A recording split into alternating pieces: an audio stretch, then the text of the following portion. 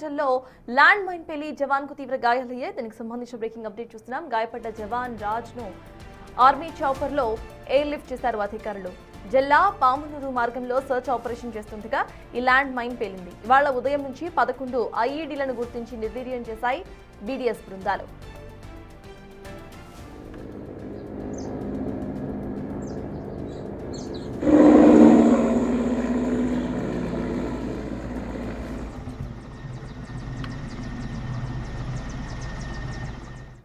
కర్రెగుట్టల్లో land mine పేలి జవాన్ కు తీవ్ర గాయాలయ్యాయి. దీనికి సంబంధించిన పూర్తి అప్డేట్స్ మా ప్రతినిధి వేణు అందిస్తారు. వేణు, చెప్పండి, ప్రజెంట్ అక్కడ సిచ్యువేషన్ ఎలా ఉంది?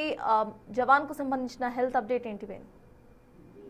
ఇప్పటి వరకు ఉదయం నుంచి 39 బెటాలియన్, 241, 242, 247 బెటాలియన్ బృందాలు సాయుధ బలగాలన్నీ కూడా అటు జిల్లా ప్రాంగణం అంతా కూడా జల్లెల పడతా ఉన్నాయి. ఓవైపు బీడీఎస్ బృందాలు బాంబులన్నీ కూడా కనిపెడుతూ నిర్వీర్యం చేస్తున్నాయి. నిన్ననే 10 కిలోలతో ఉన్నటువంటి 2 భారీ ఐఈడీలు గుర్తించి వాటిని సురక్షిత ప్రాంతం లోపల పేల్చేశారు. ప్రస్తుతం బాటిల్ సంబంధించినటువంటి మైన్స్, ఐఈడీ మైన్స్ కూడా ఈ రోజు భారీగా బయటపడుతుండటంతో బీడీఎస్ బృందాలన్నీ కూడా రహదారి నిర్మాణం కోసం చేసినటువంటి రూట్ మ్యాప్ లో తనిఖీలు చేస్తా ఉండగా ఒక ల్యాండ్ మైన్ ప్రమాదవశాత్తు పేలి జవాన్ రాజన్ కు పూర్తిగా ఎడమ కాలు కంప్లీట్ గా తెగిపోయినట్టుగా తెలుస్తోంది. అతన్ని వెంటనే అధికారులకు సమాచారం ఇవ్వడంతో ప్రస్తుతం ఆర్మీ చాపర్ లో అతన్ని లిఫ్ట్ చేసి ప్రస్తుతం అటు కొత్తగూడెం భద్రాచలం ఆసుపత్రికి తరలిస్తున్నట్లుగా తెలుస్తోంది. అయితే ఈ ల్యాండ్ మైన్లు రోజునారి పూర్తిగా సెర్చ్ చేస్తున్నా కూడా అంతకంతకు సెర్చింగ్ తర్వాత కూడా మళ్ళీ భూమి లోపలి భాగం లోపల ఉండడంతో వాటిని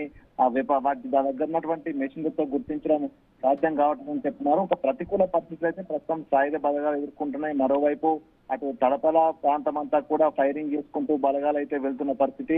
ఓవైపు మావోయిస్టు బృందాలు వచ్చాయటువంటి సమాచారం ఉంది. మరోవైపు రహదారి నిర్మాణము ఈ మంత్ ఎండింగ్ వరకు క్లోజ్ చేయాలి కాబట్టి మొత్తంగా బాంబ్ స్క్వాడ్ బృందాలతో డీమైనింగ్ ప్రాసెస్ కొనసాగుతుంది. సో డీమైనింగ్ ప్రాసెస్ చేస్తున్నా కూడా ఈ విధంగా ఐఈడీలు కొంత శక్తివంతమైన ఐఈడీలు ఉండడంతో ఇటు సాయుధ బలగాలు కూడా అడపదడప గాయపడుతున్న సిచ్యువేషన్. ప్రస్తుతం అయితే రాజను సంబంధించి పూర్తిగా ఎడమ కాలు మొత్తంగా తెగిపోవడంతో పరిస్థితి అయితే విషమంగా ఉందని తెలుస్తోంది. ప్రస్తుతం తనకు సంబంధించిన డీటెయిల్స్ కూడా అధికారికంగా మరికొద్దిసేపట్లో అధికారులు అయితే ప్రకటించే అవకాశం అయితే ఉంది. మొత్తానికి ఇటు ప్రతికూల పరిస్థితుల్లో అయినా కూడా అటు బృందాలు అయితే కంప్లీట్ గా కర్రెగుట్టను స్వాధీనం చేసుకొని అటు డీమైనింగ్ ప్రాసెస్ అయితే కంప్లీట్ చేసేందుకైతే ముందుకెళ్తున్న సిచ్యువేషన్ అయితే కనిపిస్తూ ఉంది.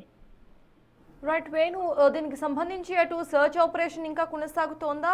ఓరల్స్ ప్రెసెంట్ అక్కడ సర్చ్ ఆపరేషన్ నిలిపివేశారా? దానికి సంబంధించిన అప్డేట్స్ ఏంటి వేణు? 2 రోజుల క్రితమే దాదాపు 2000 మందికి పైగా బలగాలు అటు వెంకటాపూర్ మండలంలోని డోలి, జిల్లా, తడపల ఈ 3 ప్రాంతాల నుంచి సర్చ్ ఆపరేషన్ చేస్తున్నారు. మరోవైపు అటు పూజారి కాంకేరు, ఊసూరు ప్రాంతం నుంచి సిఆర్పిఎఫ్ కోబ్రా దళాలు కంప్లీట్ గా ఆపరేషన్ కగార్ ఫైనల్ స్టేజ్ అక్కడ నుంచి సర్చ్ ఆపరేషన్ చేసుకుంటూ వస్తున్నారు. వీళ్ళంతా కలిసి దాదాపు 28 కిలోమీటర్ల పొడవుతున్నటువంటి ఒక రహదారి నిర్మాణం పూర్తి చేసి ఈ జిల్లా శివారు ప్రాంతం లోపల దాదాపు 600 ఎకరాల ప్రాంతంలో డీమైనింగ్ చేసి అక్కడ ట్రైనింగ్ క్యాంప్ ఏర్పాటు చేయాలి. దానికి డెడ్ లైన్ మార్చ్ 31. సో దీనికోసమే ప్రధానంగా ఏరియా అంతా కూడా ల్యాండ్ మైన్స్ భారీగా ఉండడంతో ఆ ఏరియాను సెర్చ్ చేస్తూ పూర్తిగా ఐఈడీలను వెలికి తీస్తున్నటువంటి సిచ్యువేషన్. దీంతో ఆ ప్రాంతం అంతా కూడా ఓవైపు ఫైరింగ్ జరుగుతా ఉంది. మరోవైపు ఈ బీడీఎస్ బాంబ్ డిస్పోజల్ స్క్వాడ్ బృందాలన్నీ కూడా ఈ మైన్స్ అన్ని కూడా గుర్తిస్తూ వారిని నిర్వీర్యం చేస్తున్నారు. సో దీంతో అక్కడ పూర్తిగా బలగాల మోహరింపు. నిన్న మరో 4000 మంది పైగా సిఆర్పిఎఫ్ బలగాల మోహరించారు. దీంతో ఇప్పటి వరకు 6000 మందికి పైగా బలగాలు ప్రస్తుతం కర్రెగుట్టల దిగువ ప్రాంతానికి అయితే చేరుకున్నాయి.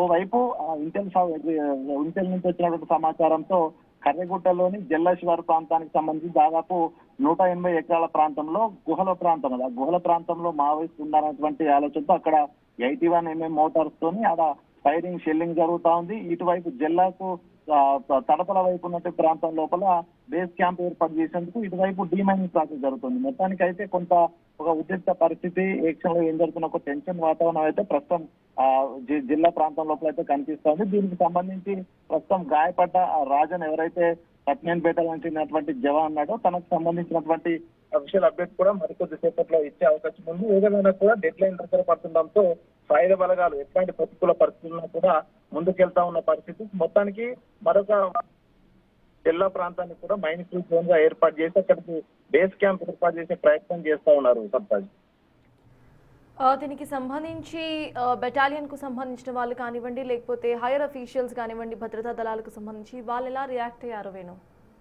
ప్రస్తుతం ఈ ఆపరేషన్ అంతా కూడా కంప్లీట్ గా కాన్ఫిడెన్షియల్ ఆపరేషన్ కొనసాగుతుంది. ఎందుకంటే దాదాపు పామ్నూరు బేస్ క్యాంప్ పూర్తయిన తర్వాత కంప్లీట్ గా దట్టమైన అడవి లోపలికి రోడ్డు మార్గం నిర్మించాలంటే కేంద్ర అటవీ శాఖ అనుమతులు కావాల్సి ఉంటుంది.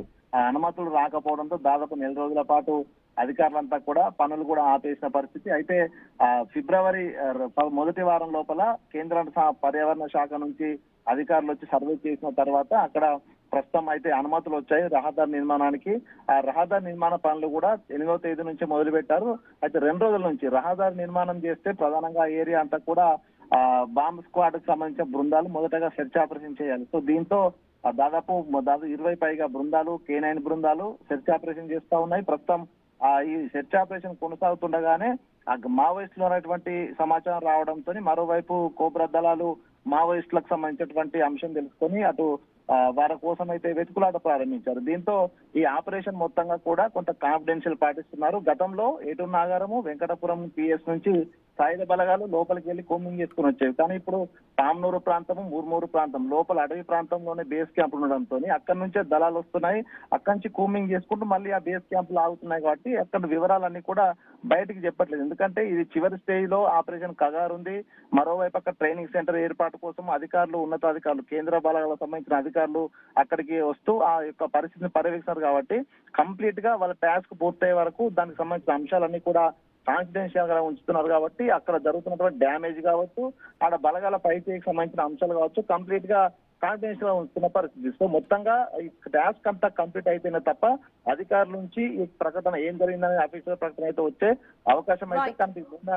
దాదాపుగా ఫైరింగ్ జరిగింది, మావోయిస్టులు చెందిన విషయంపై కూడా ఇప్పటి వరకు ప్రకటన చేయలేదంటే ఎంత కాన్ఫిడెన్షియల్ గా ప్రస్తుతం బలగాలు అక్కడ పనిచేస్తున్నాయని కూడా మనం అర్థం చేసుకోవచ్చు. సో దీనిపై ఓవరాల్ గా ఈ మంత్ ఎండింగ్ వరకు అఫీషియల్ ప్రకటన వస్తేనే అసలు ఏం జరుగుతుంది కరగుతున్న అంశం కూడా తెలిసే అవకాశం ఉంది. తప్పదు.